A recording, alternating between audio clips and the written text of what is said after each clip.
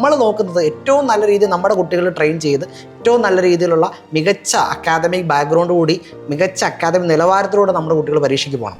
ഞങ്ങൾക്ക് പരീക്ഷ എഴുതാൻ അല്ലെങ്കിൽ എന്തെങ്കിലും കുറവ് വന്നത് ഞങ്ങളുടെ മാത്രം പ്രശ്നം കൊണ്ടാണെന്നും നിങ്ങൾ ഞങ്ങൾക്ക് തന്ന ഒരു സപ്പോർട്ട് അത്രമാത്രം നല്ലതാണെന്നും എന്തെങ്കിലും അത് വീഴ്ച വന്നു പോയിട്ടുണ്ടെങ്കിൽ ഞങ്ങളുടെ മാത്രം പ്രശ്നമാണെന്നും പറയുന്ന കുട്ടികൾ നമുക്കുണ്ടാകുന്നത് എന്നുള്ളതാണ് ഇതിൻ്റെ ഏറ്റവും വലിയ ചാരിതാർത്ഥ്യം. അത് ഭയങ്കര നിമിഷമാണ്, അത് പറയാതിരിക്കാൻ പറ്റില്ല. നമുക്ക് വരുന്ന പല ഫീഡ്ബാക്കുകളും സാറേ ഞാൻ തെറ്റിച്ചാട്ടോ, സാർ ഒന്നും വിചാരിക്കരുത്. ഈ ഫ്രീ ക്ലാസ്സിൻ്റെ ഒരു പ്രത്യേക സാർ മനസ്സിലാക്കണം. അതാണ് നമ്മുടെ ഫുൾ കോഴ്സ് ഇവർക്ക് ഈ 10 ദിവസം ആക്സസ് ചെയ്യാം. ഇത് കൂടാണ്ട് ഓരോ ദിവസം ക്ലാസ് കഴിയുമ്പോഴേ ഇവർക്ക് മോക്ക് ടെസ്റ്റ് ആപ്പിൽ അത് PYQ മാത്രമാണ്. എന്നിട്ട് ഈ PYQ പിറ്റേ ദിവസം ക്ലാസ് ഡിസ്കഷൻ ഉണ്ട്. അങ്ങനെ എന്താണോ I+ന്റെ കോഴ്സിൽ പോകുന്നത് അതുപടിയാണ് ഈ ഫ്രീ ക്ലാസ് കൊടുക്കുന്നത്. വെറുതെ ഒരു ഫ്രീ ക്ലാസ് കൊടുക്കുന്നു, ഏതെങ്കിലും റെക്കോർഡ് ക്ലാസ് കാണിക്കുന്നു, അങ്ങനെയല്ല. ലൈവ് കൊടുക്കുന്നു, ആപ്പിലെ ക്ലാസ് ഇവർക്ക് ആക്സസ് ചെയ്യാൻ പറ്റുന്നു, മോക്ക് ടെസ്റ്റുകൾ ആഡ് ചെയ്യുന്നു. അത് ക്ലാസ് കഴിയുമ്പോഴേ പിറ്റേ ദിവസം ക്ലാസ്സിന്റെ ടൈം വരെയാണ് ഈ മോക്ക് ടെസ്റ്റിന്റെ ടൈം പീരീഡ്. ഫ്രീ ആണോ പെയ്ഡ് ആണോ എന്നുള്ളതൊന്നും നമ്മൾ നോക്കുന്നില്ല. I+ കൊടുക്കുകയാണെങ്കിൽ 100% ക്വാളിറ്റിയാണ്. അതാണ് നമ്മൾ അവിടെ എൻഷുർ ചെയ്യുന്നത്.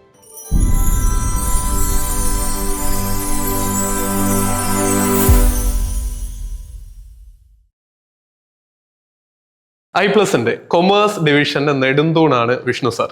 ഇന്ന് നമ്മളോടൊപ്പം സാർ ഈ പോഡ്കാസ്റ്റിൽ ജോയിൻ ചെയ്യുമ്പോൾ നമ്മുടെ ഇന്റൻഷൻ ആദ്യം തന്നെ സെറ്റ് ചെയ്യാം. PSC പരീക്ഷകളിൽ മുൻപ് പല 1ാം റാങ്കുകൾ നമ്മൾ നേടിയിട്ടുണ്ട്. എങ്കിലും കുട്ടികളുടെ ആശങ്കയാണ് ഇനിയുള്ള കാലത്ത് PSC പരീക്ഷകളിൽ കൊമേഴ്സ് ഗ്രാജുവേറ്റ്സിനും പോസ്റ്റ് ഗ്രാജുവേറ്റ്സിനും എന്താണ് സ്കോപ്പ് എന്നുള്ളത്. ആ കാര്യങ്ങൾ ഏറ്റവും കേരളത്തിൽ തന്നെ ഇപ്പോൾ ചോദിക്കാൻ പറ്റിയ ഏറ്റവും മികച്ച ഒരാളാണ് വിഷ്ണു സാർ. സാർ സ്വാഗതം നമ്മുടെ ഈ പോഡ്കാസ്റ്റിലേക്ക്. Thank you sir. നമ്മളെ സംബന്ധിച്ചോളം കൊമേഴ്സുകാരെ സംബന്ധിച്ചോളം എപ്പോഴും കേരള PSC ആയിക്കോട്ടെ CSEB ആയിക്കോട്ടെ ഒരുപാട് അവസരങ്ങളുണ്ട്, തൊഴിലവസരങ്ങളുണ്ട്. അതാണ് കൊമേഴ്സ് സബ്ജക്റ്റിൻ്റെ ഏറ്റവും പ്രധാനപ്പെട്ട ഒരു വിഷയം എന്ന് പറയുന്നത്. അപ്പോൾ അതിൽ തന്നെ ഏറ്റവും പ്രധാനപ്പെട്ട ഒരു പോസ്റ്റ് എന്ന് പറയുന്നത് അസിസ്റ്റൻറ്റ് പ്രൊഫസർ ഇൻ കൊമേഴ്സ് ആണ്. എനിക്ക് തോന്നുന്നു അസിസ്റ്റൻറ്റ് പ്രൊഫസർ ഇൻ കോഴ്സിൻ്റെ ആദ്യത്തെ, അതായത് ഈ കോഴ്സ് ആദ്യമായിട്ട് ഇൻട്രൊഡ്യൂസ് ചെയ്യുന്നതെന്ന് തോന്നുന്നു I+ തന്നെയാണെന്ന് തോന്നുന്നു. അതെ, ഈ സൈക്കിളിലേക്കുള്ളത് നമ്മൾ തന്നെയാണ് ആദ്യം ഇൻട്രൊഡ്യൂസ് ചെയ്യുന്നത്. കാരണം അതിനൊരു ഫോർകാസ്റ്റ് നമ്മൾ കൃത്യമായിട്ട് ചെയ്തിട്ടുണ്ട്. അതായത് എന്തുകൊണ്ടാണ് ഈ പരീക്ഷ നേരത്തെ മുന്നോട്ട് വെക്കേണ്ടത്, നേരത്തെ തുടങ്ങേണ്ട പ്രസക്തി എന്താണെന്ന് കൃത്യമായുള്ള ആലോചനയുടെ പുറത്താണ് നമ്മൾ തുടങ്ങിയത്. അതിൻ്റെ ആലോചന എന്ന് പറയുന്നത് പല തരത്തിലുള്ള ആശങ്കകളും ഈ വിഷയമായിട്ട് ബന്ധപ്പെട്ടുണ്ട്. ഒരു ആശങ്ക ഞാൻ തന്നെ പറയാം. ഒരു ന്യൂസ് പേപ്പറിൽ ഒരു വാർത്തയൊക്കെ ഈ അടുത്ത് വന്നിരുന്നു. നമ്മുടെ ഒരുപാട് കുട്ടികൾ ജോയിൻ ചെയ്ത ഒരു ബാച്ച് കൂടിയാണ്. എന്നാൽ അതിനുശേഷം ഈ ഒരു പത്രവാർത്ത വന്നിട്ട് കുറെ പേര് അഡ്മിഷൻ എടുക്കുന്നുണ്ടെങ്കിലും ചിലരുടെയൊക്കെ മനസ്സിലുള്ള ഒരു കൺസേൺ ഇനി ഇതിന്റെ പോസ്റ്റിംഗ് നടക്കും, എങ്ങനെയാണ് ഇതിന്റെ ഭാവി എന്നുള്ളതാണ്. അതെ സാർ, അതിൻ്റെ ഒരു കാര്യം എന്ന് വെച്ചാൽ പല സമയത്തും പലതരത്തിലുള്ള ആശങ്കകൾ ഉണ്ടായിട്ടുണ്ട് എന്നുള്ളതാണ് അതിൻ്റെ വസ്തുത. നേരത്തെ അസിസ്റ്റൻറ്റ് പ്രൊഫസർ, അസോസിയേറ്റ് പ്രൊഫസർ ഇങ്ങനെ ഈ 3 ഡിവിഷനാണ് നമുക്ക് വരുന്നത്. അപ്പോൾ അവിടെ തന്നെ സമയം വെട്ടിക്കുറച്ചായിരുന്നു. അതായത് അസിസ്റ്റൻറ്റിൻ്റെയും അസോസിയേറ്റിൻ്റെയും പ്രൊഫസറിൻ്റെയൊക്കെ സമയത്തിൽ മാറ്റം വരുത്തിയായിരുന്നു. അപ്പോൾ സമയത്തിൽ മാറ്റം വരുത്തുമ്പോൾ സ്വാഭാവികമായിട്ടും എംപ്ലോയബിലിറ്റി കുറയുകയാണ് ചെയ്യുന്നത്, വർക്ക് ലോഡ്. അപ്പോൾ അങ്ങനെ വരുമ്പോൾ അവിടെ ഒരു ആശങ്ക ഉണ്ടായിരുന്നു. അപ്പോൾ ആശങ്ക എപ്പോഴും എന്താണ് ഏതെങ്കിലും ഘട്ടത്തിലൊക്കെ ഉണ്ട് എന്നുള്ളതാണ് അതിൻ്റെ വസ്തുത. പക്ഷേ ഒരു ഉദ്യോഗാർത്ഥി എന്ന നിലയിൽ, ഒരു വിദ്യാർത്ഥി എന്ന നിലയിൽ ഞാൻ നെറ്റ് ക്ലിയർ ചെയ്യുന്നു, അല്ലെങ്കിൽ ഞാൻ റിസർച്ച് വർക്ക് ചെയ്യുന്നു, അല്ലെങ്കിൽ ഞാൻ എവിടെയെങ്കിലും ഒരു പാരലായിട്ട് ഒരു കോളേജിൽ വർക്ക് ചെയ്യുന്നു, അല്ലെങ്കിൽ ഒരു സെൽഫ് ഫിനാൻസിങ് കോളേജിൽ വർക്ക് ചെയ്യുന്നു, എന്തോ ആയിക്കോട്ടെ, എനിക്ക് PG ഉണ്ട് വിത്ത് നെറ്റ് ആണെങ്കിൽ എൻ്റെ എയിം എന്ന് പറയുന്നത് അസിസ്റ്റൻറ്റ് പ്രൊഫസർ തന്നെയാണ്. അതിൽ I+ മുന്നോട്ട് വെക്കുന്നത് the best in the best top 10 ആണ്. 10 റാങ്ക് ലിസ്റ്റിൽ എലിജിബിൾ ആയിട്ടുള്ള 10 റാങ്ക് ലിസ്റ്റിൽ നിങ്ങൾ വന്നിരിക്കണം. അതിൽ സാർ എന്നോട് നേരത്തെ തൊട്ടേ പറയുന്നത് സാറേ 10 അല്ല അത് 5 ആണെന്നാണ് പറയുന്നത്. അല്ല, ടോപ്പ് 5 എയിം ചെയ്ത് കഴിഞ്ഞാൽ, ടോപ്പ് 1 എത്തിക്കഴിഞ്ഞാൽ നിങ്ങളെ കവർ ചെയ്ത് ജോലി ലഭിക്കുന്ന ആദ്യത്തെ ആളുകളിൽ നമ്മൾ ഉണ്ടാവുക എന്നുള്ളതാണ്. തയ്യാറെടുക്കാതിരിക്കുന്നതോ പഠിക്കാതിരിക്കുന്നതോ സാറേ ഇതിനൊരു സൊല്യൂഷൻ ആണോ? അല്ലല്ല സാറേ, നമ്മളൊരു തീരുമാനം ഉണ്ടാവുക എന്നുള്ളതാണ് ആദ്യത്തെ ചുവടെന്ന് പറയുന്നത്. ആ തീരുമാനം എന്ന് പറയുന്നത് എന്താണ്? ഞാൻ എന്തായി പഠിക്കുന്നു, അതാണ് എൻ്റെ തീരുമാനം. അപ്പോൾ പഠിക്കുന്നു എന്ന് പറയുന്നത് പഠിച്ചു തുടങ്ങാൻ പോകുന്നു എന്ന് പറയുന്നത് തമ്മിൽ ഒത്തിരി വ്യത്യാസമുണ്ട്. ഞാനിവിടെ പഠിച്ച് തുടങ്ങി കഴിഞ്ഞു. അല്ല, ഒരു തീരുമാനം ഏറ്റവും ഇംപ്ലിമെൻറ്റ് ചെയ്യാനുള്ള ഏറ്റവും വലിയ സുന്ദരമായ കാര്യം എന്ന് പറയുന്നത് തുടങ്ങി വെക്കുക എന്നുള്ളതാണ്. അതാണ് I+ ഉദ്ദേശിക്കുന്നത്. പക്ഷേ I+ മുന്നോട്ട് വെക്കുന്നത് വളരെ സിസ്റ്റമാറ്റിക് ആയിട്ട് അത് തുടങ്ങി വെക്കുക എന്നുള്ളതാണ്. അതുകൊണ്ടാണ് വളരെ സിസ്റ്റമാറ്റിക് ആയിട്ടുള്ള പ്ലാൻഡ് ആയിട്ടുള്ള, എനിക്ക് തോന്നുന്നു ഒരു 2-3 മാസക്കാലം നമ്മൾ ഇതിൻ്റെ ബാക്കപ്പിലായിരുന്നു. ഇതിൻ്റെ റിസർച്ച് വർക്കിന് വേണ്ടിയായിരുന്നു. എങ്ങനെയാണ് ഈ കോഴ്സ്, കാരണം ഡിസ്ക്രിപ്റ്റീവ് എക്സാം ആണ്. അസിസ്റ്റൻറ്റ് പ്രൊഫസർ ഇൻ കൊമേഴ്സ് എന്ന് പറയുമ്പോൾ ഇതുവരെ കഴിഞ്ഞ ഡിസ്ക്രിപ്റ്റീവ് എക്സാം ആണ്. 3, 5, 8 അങ്ങനെയാണ് അവൻ്റെ മാർക്കിൻ്റെ റേഷ്യോ വരുന്നത്. അപ്പോൾ നമ്മൾ എങ്ങനെയാണ് ഈ കൺസെപ്റ്റിനെ ഈ 3 മാർക്കിൽ, 5 മാർക്കിൽ, 8 മാർക്കിൽ എഴുതേണ്ടത്? എനിക്കിപ്പോൾ 50 മാർക്കിൻ്റെ കണ്ടന്റ് ഉണ്ട്, 3 മാർക്കിലെ ചോദ്യമാണെങ്കിൽ ഞാൻ കറക്റ്റ് സാധനം എഴുതണമല്ലോ അല്ലേ? ആ പരിചയവും മിസ്സായിട്ടുണ്ടാവും അല്ലേ?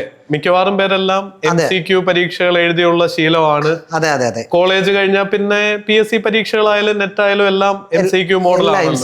അപ്പൊ അതിന്റെ ഒരു വ്യത്യാസം എന്താ? ഈ ഡിസ്ക്രിപ്റ്റീവ് ആയിട്ട് മാറുമ്പോൾ നേരത്തെ തയ്യാറെടുക്കണം എന്ന് സാറ് പറഞ്ഞു, A+ന്റെ ഒരു പ്ലാനിനെ പറ്റി പറഞ്ഞു. കുട്ടികൾ ശ്രദ്ധിക്കേണ്ട കാര്യങ്ങൾ എന്താ? ഞാൻ ഒരു ചെറിയ കാര്യം പറയാം കേട്ടോ. നമ്മുടെ ഒരു സ്ട്രാറ്റജി ഞാൻ അതിൻ്റെ ഒരു ചെറിയൊരു കാര്യം മാത്രം പറയാം. MCQ ആണ് ശരിക്കും ഒരു കോൺസെപ്റ്റിൻ്റെ യുണീക്ക്നെസ് എന്ന് പറയുന്നത്. ഇപ്പം ഏതൊരു കോൺസെപ്റ്റ് എടുത്തു നോക്കിയോ, അതിൻ്റെ MCQ ആണ് ആ കോൺസെപ്റ്റിനെ കുറച്ചും കൂടെ ഡിഫറൻഷ്യേറ്റ് ചെയ്യുന്നത്. മറ്റ് അതിൻ്റെ ആൾട്ടർനേറ്റീവ് കോൺസെപ്റ്റും ആയിക്കോട്ടെ, റിലേറ്റഡ് കോൺസെപ്റ്റുമായിട്ട് അതിനെ പുഷ് ചെയ്യുന്നത് അതിൻ്റെ MCQ ആണ്. MCQ ആണല്ലോ അപ്പോൾ ഡിസ്ക്രൈബ് ചെയ്യേണ്ടത്, ശരിയല്ലേ? അപ്പം MCQൻ്റെ കളക്ഷൻ ഉള്ള ഒരാൾക്ക് മാത്രമല്ലേ അത് ഡിസ്ക്രൈബ് ചെയ്യാൻ പറ്റുള്ളൂ. ഇപ്പോൾ ഉദാഹരണം പറഞ്ഞു കഴിഞ്ഞാൽ നമുക്ക് ഏറ്റവും കൂടുതൽ ചോദിക്കുന്ന ഒരു കോൺസെപ്റ്റാണ് വർക്കിംഗ് ക്യാപിറ്റൽ. വർക്കിംഗ് ക്യാപിറ്റൽ നിങ്ങൾക്ക് യുണീക്കായിട്ട് എഴുതണമെങ്കിൽ വർക്കിംഗ് ക്യാപിറ്റലിൻ്റെ പ്രോമിസിങ് MCQ അറിഞ്ഞാൽ മതി. 3 മാർക്കിൻ്റെ ചോദ്യം വന്നു. ഞാൻ സാറിന് പറയുന്നത് മനസ്സിലാവുമെന്ന് വിശ്വസിക്കുന്നു. ഒരു 3 മാർക്കിൻ്റെ ക്വസ്റ്റ്യൻ വന്നു. വളരെ പ്രോമിസിങ് ആയിട്ടുള്ള MCQ വർക്കിംഗ് ക്യാപിറ്റലിൻ്റെ ബേസിലുണ്ടെങ്കിൽ അതെനിക്ക് ഷിഫ്റ്റ് ചെയ്താൽ മതി. ഓക്കെ, സാറ് പറയുന്നത് MCQ പരീക്ഷകൾക്ക് തയ്യാറെടുത്തത് ഒരിക്കലും ഒരു ഡിസഡ്വാൻറ്റേജ് അല്ല. പഠനം തുടങ്ങുന്നത് MCQ വെച്ച് തന്നെ ആവണം. അതിന്റെ മുകളിൽ അടുത്തൊരു ലെവല് ബിൽഡ് ചെയ്യാണ് ഡിസ്ക്രിപ്റ്റീവിന് വേണ്ടിയുള്ള തയ്യാറെടുപ്പ്. പക്ഷെ അതിന് വലിയ രീതിയിലുള്ള റിസർച്ച് വർക്ക് ആവശ്യമുണ്ട്. കാരണം അടുക്കടുക്കായിട്ട് ഈ കോൺസെപ്റ്റിനെ ബേസ് ചെയ്തുള്ള MCQന്റെ ചെയിൻ നമ്മുടെ കയ്യിൽ വേണം. ഒരു കോൺസെപ്റ്റ് നമ്മൾ ക്ലാസ് എടുക്കുമ്പോൾ MCQ മാത്രമേ പറയുന്നുള്ളൂ. വേറെ നിങ്ങളുടെ ടെക്സ്റ്റ് ബുക്ക് ഞങ്ങൾ സംസാരിക്കുന്നേ ഇല്ല എന്നുള്ള ഒരു ആംഗിളാണ് നമ്മൾ പറയുന്നത്. ഇപ്പം നമ്മളിപ്പം മീറ്റിങ്ങിലൊക്കെ റിവ്യൂ മീറ്റിംഗ് ഒക്കെ അധ്യാപകരുമായിട്ട് വെക്കുമ്പോൾ നമ്മൾ പറയുന്ന കാര്യം ഡിസ്ക്രിപ്റ്റീവ് എക്സാമിൽ നമ്മൾ എടുക്കുന്ന ആക്ഷൻ എന്ന് പറയുന്നത് MCQ സംസാരിക്കുന്നുള്ളൂ, ടെക്സ്റ്റ് ബുക്കും ഒന്നും സംസാരിക്കുന്നില്ല, MCQ ആണ്. അപ്പം അത്രയും കളക്ഷനാണ്, ബാക്കപ്പാണ് നമ്മൾ അതിൻ്റെ അകത്ത് ചെയ്തിലേക്ക് പോകുന്നു എന്നുള്ളതാണ്. അതിന് മുകളിൽ പിന്നെ ഈ 3 മാർക്ക് 5 മാർക്ക് 8 മാർക്കിന് എങ്ങനെ എഴുതണം എന്നുള്ള പരിശീലനവും ടെസ്റ്റുകളും കൃത്യമായിട്ട് മോക്ക് ടെസ്റ്റുകൾ കൃത്യമായിട്ട് അതിൻ്റെ 2 രീതിയിലാണ്. നമ്മൾ ഗൂഗിൾ ക്ലാസ് റൂം ഒക്കെ ഉപയോഗിച്ചുകൊണ്ട് വളരെ സിസ്റ്റമാറ്റിക് ആയിട്ടാണ് നമ്മളത് ചെയ്തു പോകുന്നത്. അതിൻ്റെ അത് റിവ്യൂ നമ്മൾ ചെയ്യുന്നുണ്ട്. അതൊരു പരീക്ഷ എപ്പോൾ നടത്തിയാലും അതിൻ്റെ അനാലിസിസ്, പരീക്ഷ നടത്തിയതുകൊണ്ട് കാര്യമില്ല, അതിൻ്റെ അനാലിസിസ് വളരെ വളരെ ഇമ്പോർട്ടൻ്റ് ആണ്. അതാണ് ഓരോ ചോദ്യത്തിൻ്റെയും കൃത്യമായിട്ടുള്ള അനാലിസിസും കൂടെ ചെയ്തു പോയാണ് നമ്മളതിൽ മുന്നോട്ട് പോകുന്നത്. അപ്പോൾ അസിസ്റ്റൻറ്റ് പ്രൊഫസറിന് വലിയൊരു മുന്നൊരുക്കം I+ൻ്റെ ഭാഗത്തുനിന്ന് ഉണ്ടായിട്ടുണ്ട്. ഒരു 3-4 മാസത്തെ തന്നെ ഒരു ബാക്കപ്പ് നമ്മൾ അതിനുവേണ്ടി നന്ന രീതിയിലുള്ള റിസർച്ച് വർക്ക് നടത്തിയിട്ടുണ്ട്. അങ്ങനെയാണ് ഈ കോഴ്സ് നമ്മളാണ് ആദ്യമായിട്ട് ഇൻട്രൊഡ്യൂസ് ചെയ്യുന്നത് പോലും. അങ്ങനെയാണ് അതാണല്ലോ ഈ റിസൾട്ടുകളിലേക്ക് എത്തിക്കുന്നത്. KFCയുടെ ഒക്കെ ബാച്ച് ആണെങ്കിലും ഫസ്റ്റ് റാങ്ക് അടക്കം നമ്മുടെ കൂടെ ഉണ്ടായിരുന്നു. അതിൽ ഇന്റൻസീവ് ആയിട്ട് തന്നെ ഇടപെടുകയും ലൈവ് ക്ലാസ്സുകൾ പരീക്ഷയ്ക്ക് മാസം മുമ്പ് എല്ലാ ദിവസവും ഉണ്ടായിരുന്നു. നമ്മൾ അവസാന ഘട്ടം പോകുമ്പോൾ പിന്നെ മോക്ക് ടെസ്റ്റുകളും ഈ പറയുന്ന എക്സാമുകളും മാത്രം. എനിക്ക് തോന്നുന്നു ഈ കഴിഞ്ഞ ജൂനിയർ അക്കൗണ്ട് എക്സാം ആണെങ്കിൽ പോലും നമ്മൾ അവസാനത്തെ ഒരു മാസം എന്ന് പറയുന്നത് എക്സാം ഇടുന്നു, അതിൻ്റെ അനാലിസിസ് കൃത്യമായിട്ടുള്ള അനാലിസിസ്. അതും എന്തുകൊണ്ട് തെറ്റിപ്പോകുന്നു, ശരിയാവുന്ന കാര്യം നമുക്ക് നോക്കുന്നില്ല, തെറ്റിപ്പോകുന്നതിനെ തിരുത്തിയാണ് നമ്മൾ പോകാൻ ആഗ്രഹിക്കുന്നത്. അപ്പോൾ എന്തുകൊണ്ട് തെറ്റുന്നു എന്നുള്ളതിന് കൃത്യമായിട്ടുള്ള ഗൈഡ് ലൈൻസ് നമുക്ക് കൊടുക്കുന്നുണ്ട്. അതുകൊണ്ട് കൂടുതൽ ആളുകളുടെ ഒരു ഫീഡ്ബാക്ക് നമുക്കൊരു പോസിറ്റീവ് ആയതുകൊണ്ടാണ് ഇവിടെ പറയുന്നത് കേട്ടോ. ഞങ്ങൾക്ക് പരീക്ഷ എഴുതാൻ അല്ലെങ്കിൽ എന്തെങ്കിലും കുറവ് വന്നത് ഞങ്ങളുടെ മാത്രം പ്രശ്നം കൊണ്ടാണെന്നും നിങ്ങൾ ഞങ്ങൾക്ക് തന്ന ഒരു സപ്പോർട്ട് അത്രമാത്രം നല്ലതാണെന്നും എന്തെങ്കിലും അത് വീഴ്ച വന്നു പോയിട്ടുണ്ടെങ്കിൽ അത് ഞങ്ങളുടെ മാത്രം പ്രശ്നമാണെന്നും പറയുന്ന കുട്ടികൾ നമുക്കുണ്ടാകുന്നത് എന്നുള്ളതാണ് ഇതിൻ്റെ ഏറ്റവും വലിയ ചാരിതാർത്ഥ്യം. അത് ഭയങ്കര നിമിഷമാണ്, അത് പറയാതിരിക്കാൻ പറ്റില്ല. നമുക്ക് വരുന്ന പല ഫീഡ്ബാക്കുകളും സാറേ ഞാൻ തെറ്റിച്ചാട്ടോ, സാർ ഒന്നും വിചാരിക്കരുത് ഞങ്ങൾ തെറ്റിച്ചു പോയതാ, അങ്ങനെ പറയുമ്പം നമുക്ക് കിട്ടുന്ന ഒരു അപ്രീസിയേഷൻ എന്ന് പറയുന്നത് നമ്മുടെ ജോലി നമുക്ക് ഏറ്റവും നന്നായിട്ട് ചെയ്തു പോകാൻ പറ്റുന്നുണ്ട് എന്നുള്ളതാണ്. അതുപോലെ ഈ നെറ്റ് എക്സാമിനും നമ്മുടെ പബ്ലിക് ആയിട്ടുള്ള യൂട്യൂബ് ചാനലിൽ ഞാൻ തന്നെ കമന്റുകൾ കണ്ടിട്ടുണ്ടായിരുന്നു, പഠിപ്പിച്ചതിൽ നിന്ന് അതേപടി നെറ്റ് എക്സാമിന് ചോദിച്ച ചോദ്യങ്ങളെന്ന്. അപ്പോൾ ഒരിക്കലും സംഭവിക്കാത്തൊരു കാര്യം. ഞാൻ പേപ്പർ 1 ഒരു കുറേ വർഷങ്ങളായിട്ട് 5 വർഷമായിട്ട് പഠിപ്പിക്കുന്നത് സാറിന് അറിയാം. അപ്പം ഞാൻ പോലും ഇങ്ങനെ എല്ലാവരോടും പറയാറുള്ള ഒരു കാര്യമാണ്, നെറ്റിന് ക്വസ്റ്റ്യൻസ് ഒരിക്കലും റിപ്പീറ്റ് ചെയ്യാറില്ല, അല്ലെങ്കിൽ നമുക്കത് എക്സാക്ട് ക്വസ്റ്റ്യൻ പ്രെഡിക്റ്റ് ചെയ്യാൻ പറ്റില്ല എന്ന്. സാർ എങ്ങനെയാണ് ഈ ചോദ്യങ്ങൾ അതേപോലെ റിപ്പീറ്റ് ചെയ്യുന്ന ഒരു തലത്തിലേക്ക് കുട്ടികളെ ട്രെയിൻ ചെയ്യാൻ പറ്റുന്നത്? സാറേ, ഒന്ന് നമ്മുടെ ജോലിയുള്ളൊരു ആത്മാർത്ഥതയാണ്. എനിക്ക് തോന്നുന്നു നമുക്കൊരു ജോലി നമ്മൾ ആത്മാർത്ഥമായിട്ട് ചെയ്തു കഴിഞ്ഞാൽ പൈലോക്കോലോ പറഞ്ഞ പോലെ സാഹചര്യങ്ങളെല്ലാം ഒരുക്കി തരുന്നു എന്ന് പറഞ്ഞ പോലെ തന്നെ എല്ലാം ഉണ്ടാകും എന്നുള്ളത് ഞാൻ വിശ്വസിക്കുന്നു കേട്ടോ. നമുക്ക് ഹലോ മോർണിംഗ് ബാച്ച് നമ്മൾ തുടങ്ങുകയാണ്. അപ്പോൾ 6:30 വെളുപ്പിന് 6:30 തുടങ്ങണം. അപ്പോൾ വെളുപ്പിന് 6:30 നമ്മൾ അങ്ങനെ പ്ലാൻ ചെയ്തു. അപ്പോൾ 6:30 നമ്മൾ തുടങ്ങി. വലിയ വിജയകരമായി നമുക്കത് പൂർത്തീകരിക്കാൻ സാധിച്ചു. അങ്ങനെ പല സീരീസും മാരത്തോൺ അടക്കമുള്ള സീരീസുകളൊക്കെ നമുക്ക് കൊണ്ടുപോകാൻ സാധിച്ചു. അപ്പോൾ നമ്മൾ ഇതിൻ്റെ അകത്ത് വെറുതെ കുറേ ക്വസ്റ്റ്യൻ ഇടുകയൊന്നും അല്ല ചെയ്തത്. അതാണ് വളരെ കാരണം യൂട്യൂബിലിടുന്ന ക്വസ്റ്റ്യനാണ്, കുറേ കുട്ടികൾ കാണുന്നുണ്ട്, അവരുടെ സമയം, വിലപ്പെട്ട സമയം അവരിവിടെ ചെലവഴിക്കുന്നുണ്ട്. അത് നമ്മൾ വളരെ റെസ്പെക്റ്റ് ചെയ്യുന്നുണ്ട്. ആ സമയത്തിന് നമ്മൾ ഭയങ്കര റെസ്പെക്റ്റ് ചെയ്യുന്നുണ്ട്. അതുകൊണ്ട് തന്നെ ഞാൻ പല ക്വസ്റ്റ്യനും ഇട്ടിട്ട് പിന്നെ തിരുത്തും. ഇത് പിള്ളേർക്ക് അറിയാവുന്നൊരു സാധനമാണല്ലോ, വീണ്ടും റിപ്പീറ്റ് വരണ്ട, അല്ലെങ്കിൽ കുട്ടികൾക്ക് ഇതിനകത്ത് നിന്ന് എന്തെങ്കിലും കിട്ടണം, കിട്ടാത്തൊരു ഒരു ക്വസ്റ്റ്യൻ ഉണ്ടെങ്കിൽ നമ്മളത് മാറ്റും, എത്ര സമയം എടുത്തതാണെങ്കിലും മാറ്റും, അവസാനമാണെങ്കിലും മാറ്റും. അപ്പോൾ അത്രമാത്രം നമ്മൾ അതിൻ്റെ അകത്ത് 1 മണിക്കൂറിൻ്റെ ക്ലാസ് ആണെങ്കിൽ പോലും വലിയ രീതിയിലുള്ള പ്രിപ്പറേഷൻ ആവശ്യമാണ്. അപ്പോൾ ആ പ്രിപ്പറേഷൻ എന്ന് പറയുന്നത് ഈ കുട്ടികളുടെ സമയം ഇവിടെ ചിലവഴിച്ചിട്ടാണല്ലോ അവർ വരുന്നത് എന്നുള്ളത് നമ്മളെ സംബന്ധിച്ചാലും വലിയ ഉത്തരവാദിത്തമാണ്. ആ ഉത്തരവാദിത്തം നിറവേറ്റാൻ പോകുമ്പോഴാണ് ബാക്കി കാര്യങ്ങളൊക്കെ സംഭവിക്കുന്നത് എന്നുള്ളതാണ് അതിൻ്റെ അകത്ത് പറയാൻ പറ്റുന്നത്. ഓക്കെ സാറേ, നമ്മളിപ്പോൾ അസിസ്റ്റന്റ് പ്രൊഫസർഷിപ്പിനെ പറ്റി ഇൻറ്റൻസീവായിട്ട് പറഞ്ഞു. ഈ ഒരു കാര്യം മാറ്റി നിർത്തി കഴിഞ്ഞാൽ ഇതല്ലാതെയും ഒരുപാട് ഓപ്പർച്യൂണിറ്റി കൊമേഴ്സ് ഗ്രാജുവേറ്റ്സിന് വരുന്നുണ്ട്. അത് ഏതൊക്കെ തസ്തികകളാണ് ഇനി നമുക്ക് ഈ ഒരു അടുത്ത 1 വർഷം 1.5 വർഷത്തിനുള്ളിൽ എക്സ്പെക്ട് ചെയ്യാൻ പറ്റുന്നത്? നമുക്ക് ഏറ്റവും പ്രസ്റ്റേജ് ആയിട്ടുള്ള പോസ്റ്റ്, പ്രത്യേകിച്ച് എംകോംകാരെ ബേസ് ചെയ്ത് സ്റ്റേറ്റ് ടാക്സ് ഓഫീസറാണ്. I+ലൊക്കെ ഓൾറെഡി കോഴ്സ് റണ്ണിങ് ആണ് നമ്മുടെ. അപ്പോൾ സ്റ്റേറ്റ് ടാക്സ് ഓഫീസർ നോട്ടിഫിക്കേഷൻ ഉടനെ തന്നെ വരാനുള്ള പോസ്റ്റാണ്, ഗസറ്റഡ് പോസ്റ്റാണ്, വളരെ പ്രസ്റ്റേജ് ആയിട്ടുള്ള പോസ്റ്റാണ് അവിടെ വരുന്നത്. അത് MCQ ആണ്, സാധാരണ PSC രീതിയിലുള്ള ചോദ്യങ്ങളും കാര്യങ്ങളുമാണ് അതിൻ്റെ അകത്ത് വരുന്നത്. പക്ഷേ അതിൻ്റെ അകത്ത് ഈ പറയുന്ന കൊമേഴ്സ് മാത്രമല്ല, ലോയുടെ ഭാഗത്തു നിന്നൊക്കെ ഉള്ള ചോദ്യങ്ങളുണ്ട്. എന്നിരുന്നാൽ പോലും കൊമേഴ്സ് ഓറിയൻറ്റഡ് ആയിട്ടുള്ള കുട്ടികൾക്കാണ് അവിടെ എഡ്ജ് എപ്പോഴും ഉള്ളത്. കാരണം അവർക്ക് കുറേയും കൂടെ അവരുടെ കണ്ടന്റാണ്, പഠിച്ച കാര്യങ്ങളാണ് അവിടെ വരുന്നത്. ലോയൊക്കെ പഠിക്കുകയും വേണം. പിന്നെ നമുക്ക് വരാൻ പോകുന്നത് സാറേ 2027 റാങ്ക് ലിസ്റ്റ് കഴിയുന്ന NVT കൊമേഴ്സ്. നമ്മൾ നേരത്തെ പറഞ്ഞല്ലോ, നമ്മളൊരു ഫസ്റ്റ് എൻട്രി സ്ട്രാറ്റജി ഉണ്ട് അല്ലേ, ഒരു മാർക്കറ്റിലേക്ക് കടന്നു വരുന്ന ഒരു ഫേമിന് കിട്ടുന്ന അതേ അഡ്വാൻറ്റേജ് തന്നെ പഠിക്കുന്ന കുട്ടികൾക്കും കിട്ടുന്നുണ്ട്. അപ്പോൾ അതുകൊണ്ട് നമ്മൾ റാങ്ക് ലിസ്റ്റ് കഴിയുന്ന കാര്യം നമ്മൾ നോക്കുന്നില്ല. നമ്മൾ നോക്കുന്നത് ഏറ്റവും നല്ല രീതിയിൽ നമ്മുടെ കുട്ടികൾ ട്രെയിൻ ചെയ്ത് ഏറ്റവും നല്ല രീതിയിലുള്ള മികച്ച അക്കാദമിക് ബാക്ക്ഗ്രൗണ്ട് കൂടി മികച്ച അക്കാദമിക് നിലവാരത്തിലൂടെ നമ്മുടെ കുട്ടികൾ പരീക്ഷയ്ക്ക് പോകണം. അതുകൊണ്ട് നമ്മളിപ്പോൾ MVT കൊമേഴ്സിൻ്റെ അതിൻ്റെ കോഴ്സ് ഓൾറെഡി നമ്മൾ ആരംഭിച്ചിട്ടുണ്ട്. അപ്പോൾ അതിൻ്റെ 2027 റാങ്ക് ലിസ്റ്റ് കഴിയുന്നെങ്കിൽ പോലും ആ സമയമാകുമ്പോൾ റാങ്ക് ലിസ്റ്റ് തീരുമ്പോൾ നമ്മുടെ കുട്ടികൾ മുഴുവൻ കംപ്ലീറ്റ് ചെയ്ത് പിന്നെ റിവിഷനിലേക്കൊക്കെ പോകുന്നൊരു ഘട്ടം എത്തും. അന്നേരം തന്നെ നോട്ടിഫിക്കേഷൻ വരുള്ളൂ. പിന്നെ നമുക്ക് ആകെ കൂടെ വരുന്നത് ഇതിൻ്റെ ഈ മോക്ക് ടെസ്റ്റുകളും റിവ്യൂ മാത്രമേ വരുന്നുള്ളൂ. അപ്പോൾ ആ രീതിയിലാണ് നമ്മളത് മുന്നോട്ട് പോകും. അപ്പോൾ NVT കൊമേഴ്സ്, അത് കൊമേഴ്സ് MCOM വേണം, B.Ed വേണം, സെറ്റ് വേണം, അല്ലെങ്കിൽ നെറ്റ് വേണം, അതാണ് അതിൻ്റെ ക്വാളിഫിക്കേഷൻ. അങ്ങനെ ഒരു സാധ്യതയുണ്ട്. പിന്നെ നമുക്കിപ്പോൾ റിസർച്ച് ഓഫീസർ, എനിക്ക് തോന്നുന്നു റിസർച്ച് ഓഫീസറിൻ്റെ പരീക്ഷയിൽ കുറച്ച് ആശങ്കകളുണ്ടായിരുന്നു. അത് വസ്തുപരമായിട്ടുള്ള കാര്യമാണ്. കാരണം കൊമേഴ്സുകാരെ ആഡ് ചെയ്തു ആദ്യമേ, പക്ഷെ അവർക്ക് വേണ്ടിയുള്ള സിലബസ് ഉണ്ടായില്ല. പിന്നെയാണ് ആ സിലബസ് അപ്ഡേറ്റ് ചെയ്യുന്നത്. അതിൽ തന്നെ ഇപ്പോൾ പറയുന്നു അത് ആൻസർ കീക്കകത്തൊക്കെ ഒരുപാട് ഒരുപോലെയുള്ള ഓപ്ഷനുകൾ ഉണ്ടെന്നുള്ള രീതിയിൽ വരുന്നു. അങ്ങനെ പലതരത്തിൽ ഇപ്പോൾ പഠിക്കുന്ന ഒരു കുട്ടിയെ സംബന്ധിച്ചുള്ള ഒരു വിഷമത്തിലാണല്ലോ നിൽക്കുന്നത്. പക്ഷേ ഇപ്പോൾ നമുക്ക് റിസർച്ച് അസിസ്റ്റന്റ് വരുവാണ്, planning board. Research assistant planning ബോർഡിൻ്റെ സിലബസും റിസർച്ച് ഓഫീസറിൻ്റെ സിലബസ് ഏകദേശം താരതമ്യം ഒരുപോലെയാണ് വരുന്നത്. അപ്പോൾ അതിലും നമ്മൾ ഈ കൃത്യമായ തയ്യാറെടുപ്പുകളോടുകൂടിയാണ് നിൽക്കുന്നത്. എനിക്ക് തോന്നുന്നു നമ്മുടെ ഈ റിസർച്ച് ഓഫീസിൽ കൊമേഴ്സിൻ്റെ അകത്ത് മുഴുവൻ ചോദ്യങ്ങളും ആൻസർ ചെയ്ത കുട്ടികളുണ്ട്. നമുക്ക് മുഴുവനും 100 ചോദ്യങ്ങളും സാറേ അതിന് സ്പ്ലിറ്റ് ആണ്. മാത്തമാറ്റിക്സ് ഉണ്ട്, സ്റ്റാറ്റിക്സ് ഉണ്ട്, എക്കണോമിക്സ് ഉണ്ട്, പിന്നെ കൊമേഴ്സ് ഉണ്ട്. മുഴുവൻ ചോദ്യം അപ്ലൈ ചെയ്ത കുട്ടികളുണ്ട്. മുഴുവൻ ചോദ്യം കിട്ടിയിട്ടുണ്ട് കേട്ടോ. പക്ഷെ മറ്റ് സബ്ജക്റ്റുകൾ അവർക്ക് മാത്തമാറ്റിക്സ് ഒക്കെ അതിൽ PG ഉള്ള കുട്ടികൾക്കാണല്ലോ അതിന് അഡ്വാൻറ്റേജ് വരുന്നത്. എങ്കിൽ പോലും മുഴുവൻ ചോദ്യം കിട്ടിയ കുട്ടികളുണ്ട്. അപ്പം അവർ ഈ KFCക്കൊക്കെ പഠിച്ച കുട്ടികളാണ് ഈ PG ലെവലുള്ള പരീക്ഷകൾക്ക് എഴുതുക എന്നുള്ളതാണ്. അങ്ങനെ ഒരു കാര്യമുണ്ട് സാറേ. നമ്മളെ ഒരു കോഴ്സിൻ്റെ ഒരു പ്രത്യേകതയായിട്ട് ഞാൻ കാണുന്നതാണ്. പല കുട്ടികളും പറഞ്ഞിട്ടുണ്ട് KFC പഠിച്ചിട്ട് സെറ്റ് ക്ലിയർ ചെയ്ത കുട്ടികളുണ്ട്. നമ്മളിവിടെ KSC എടുത്തിട്ട് സെറ്റ് ക്ലിയർ ചെയ്ത കുട്ടികളുണ്ട്. KFC എടുത്തിട്ട് നെറ്റ് എഴുതിയ കുട്ടികളുണ്ട്. അതായത് ആ പഠിത്തത്തിൻ്റെ ബാക്കപ്പ് കേരള ഫിനാൻഷ്യൽ കോർപ്പറേഷൻ്റെ അസിസ്റ്റൻ്റ് എന്ന് പറഞ്ഞ് BCom ആണ് അതിൻ്റെ ക്വാളിഫിക്കേഷൻ.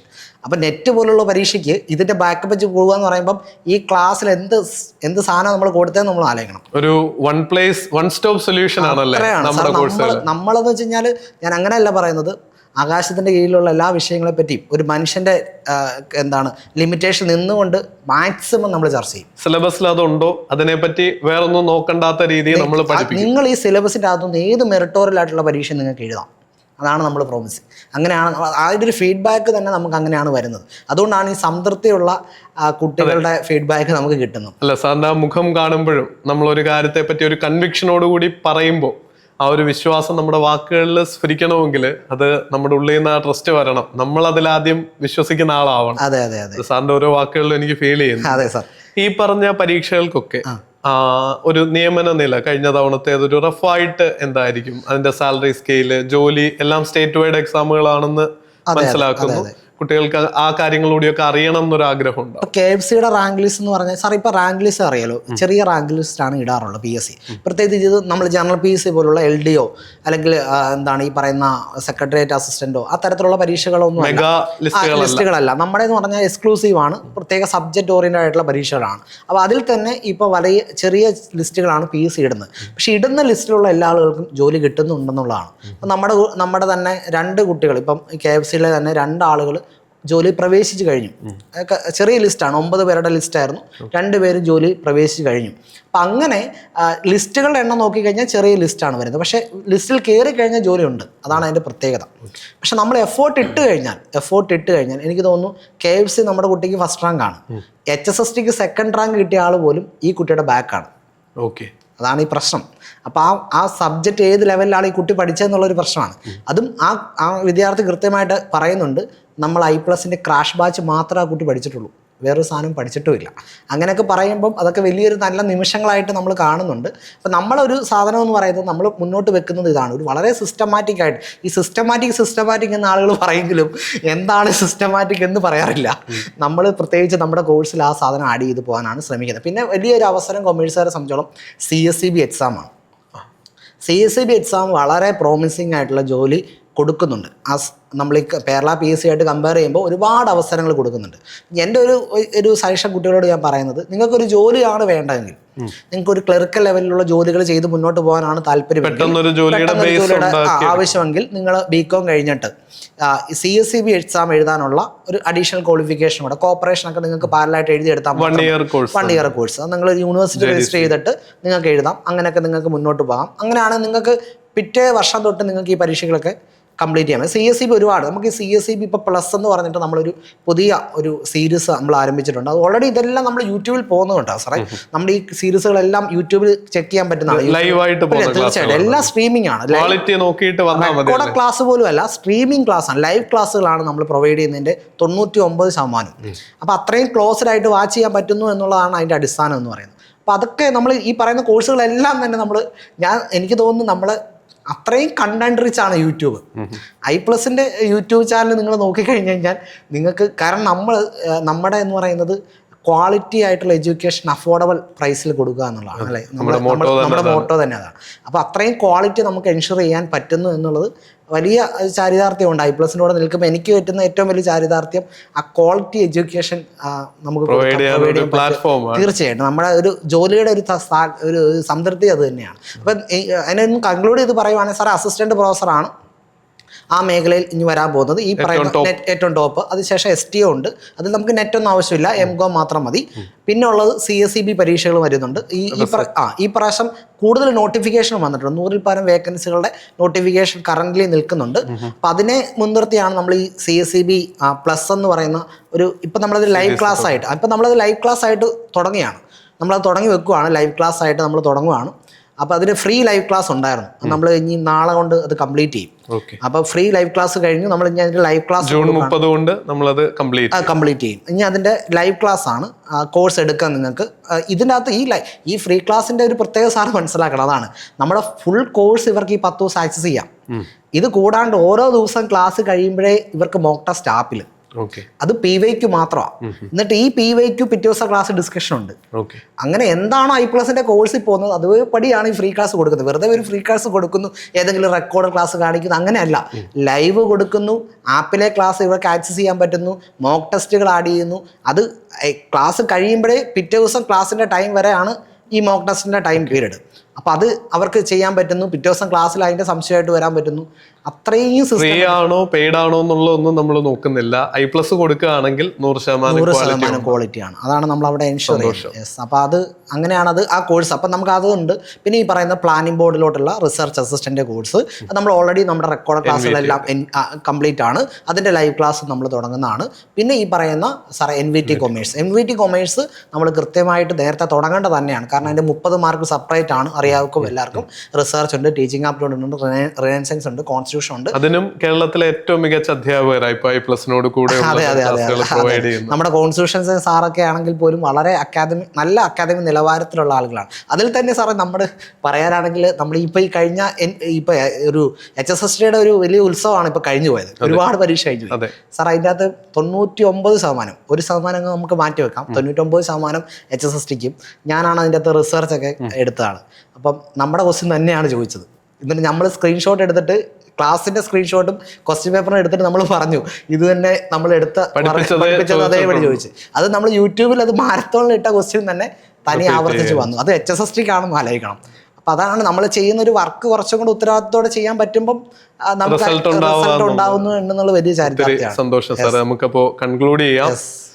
നിങ്ങളും ഇത് കേട്ടു, മറ്റൊന്നും ചെയ്തില്ലെങ്കിലും മറക്കാതെ ചാനൽ സബ്സ്ക്രൈബ് ചെയ്യുകയും നോട്ടിഫിക്കേഷൻസ് ഒക്കെ ടേൺ ഓൺ ചെയ്യും. ഫ്രീ ആയിട്ടുള്ള കണ്ടന്റ് ആണല്ലോ ഇത്, വെറുതെ ഒരു നേരം പോക്കായിരിക്കും എന്ന് കളയാതെ അത് പ്രയോജനപ്പെടുത്തി ആ ക്ലാസ്സുകൾ കാണുകയും ചെയ്യാം. ഞങ്ങൾക്കുറപ്പുണ്ട് അൾട്ടിമേറ്റ് ആയിട്ട് നിങ്ങൾ I+ലേക്ക് തന്നെ എത്തും എന്നുള്ളത്. അതാണ് വിഷ്ണു സാറിന്റെ കോൺഫിഡൻസും ആ വർക്കിൽ 100% എഫേർട്ട് എടുക്കുന്നതിൻ്റെ ആത്മാർത്ഥമായിട്ടുള്ള സാറിൻ്റെ മനസ്സിലെ ചിന്തയും. അപ്പോൾ എല്ലാവർക്കും I+ലേക്ക് വരാം. കൊമേഴ്സ് പരീക്ഷകളാണോ അതിനൊരു വൺ സ്റ്റോപ്പ് സൊല്യൂഷൻ. അത് നെറ്റാകട്ടെ, സെറ്റാകട്ടെ, PSCയുടെ ഏത് ലെവലിലുമുള്ള പരീക്ഷയാവട്ടെ, I+ ഉണ്ട് നിങ്ങളുടെ വിജയത്തിലേക്ക് നിങ്ങളോടൊപ്പം നടക്കാനും കൈപിടിച്ചുയർത്താനും. അപ്പോൾ ഈ പോഡ്കാസ്റ്റ് കണ്ട എല്ലാവർക്കും താങ്ക് യു. വിഷ്ണു സാർ, സ്പെഷ്യലായിട്ടൊരു താങ്ക്സ്. Thank you sir.